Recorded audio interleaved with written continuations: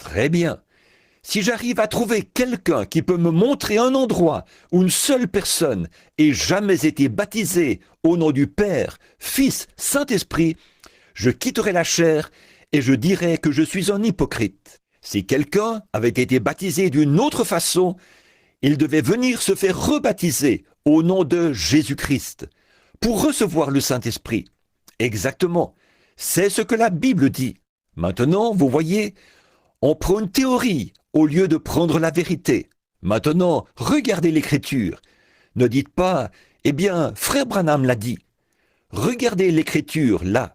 Prenez votre concordance et vérifiez-le.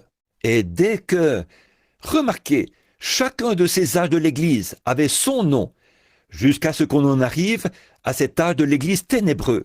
Et regardez, le type de ça, là-bas, dans l'Église orthodoxe, l'époque de l'âge le plus sombre pour les Juifs, c'était quand Akab, dans la vague de prospérité après le grand roi qui l'avait précédé.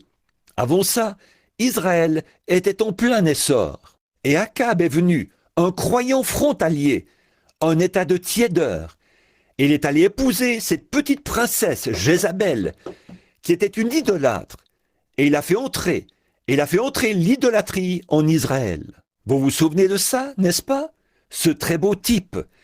Quand le protestantisme a épousé le romanisme, ils ont ramené l'idolâtrie dans le christianisme, à l'âge des ténèbres.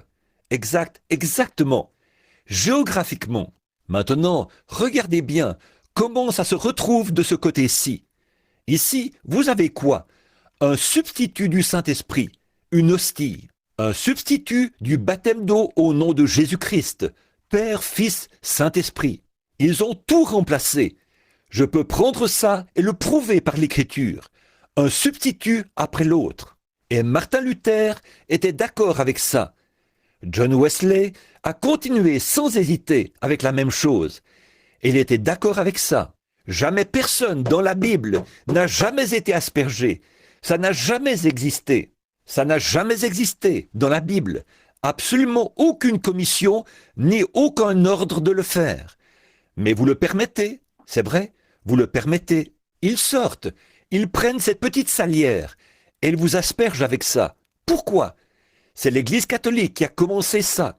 Et vous vous y pliez. C'est ça. Un homme me disait l'autre jour, il disait, vous n'êtes pas vous êtes seulement un non-catholique. Vous êtes, j'ai dit, non frère, je suis un protestant. Je proteste contre ça. C'est vrai. En tant que ministre